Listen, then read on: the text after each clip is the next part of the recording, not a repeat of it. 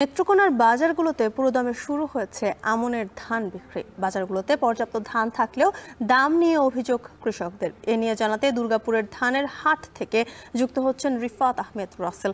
রাসেল, ধানের দর কেমন দেখছেন, এ নিয়ে কৃষকরা কি বলছেন জানাবেন।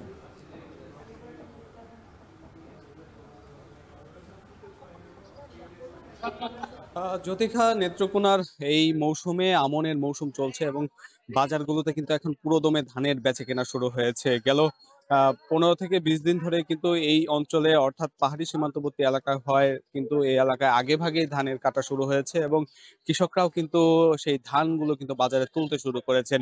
তবে দাম নিয়ে কিন্তু বরাবরই অভিযোগ থাকে এবং সেই অভিযোগের আহ, আহ, পরিপ্রেক্ষিতে যারা বিক্রেতা থাকেন তারাও বিভিন্ন অজুহাত তুলে ধরেন। তবে আজকের বাজারে আমরা দেখছি যে আসলে চিকন ধান বিক্রি হচ্ছে 1100 থেকে 1130 টাকার মধ্যে, মোটা ধান বিক্রি হচ্ছে 1100 থেকে 1140 টাকার মধ্যে এবং চিকন যে পাইজাম ধান রয়েছে সেই ধান কিন্তু 1500 থেকে 1550 টাকা পর্যন্ত কিন্তু বিক্রি হচ্ছে।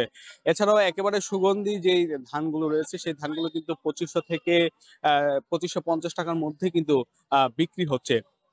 মূলত ব্যবসায়ীরা বলছেন এখন বাজারগুলোতে কিন্তু চিকন যে রঞ্জিত কিংবা স্বর্ণা জাতের যে ধানগুলো রয়েছে সেই ধানগুলোর তুলনায় কিন্তু মোটা ধানের বাজার কিন্তু একটু বেশি যাচ্ছে।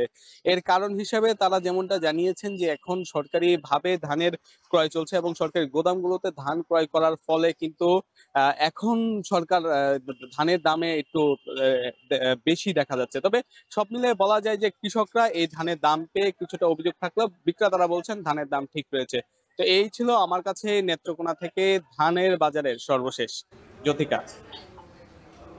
নেত্রকোনা থেকে যুক্ত ছিলেন রিফাত আহমেদ রাসেল, জানাচ্ছিলেন সেখানকার সবশেষ তথ্য।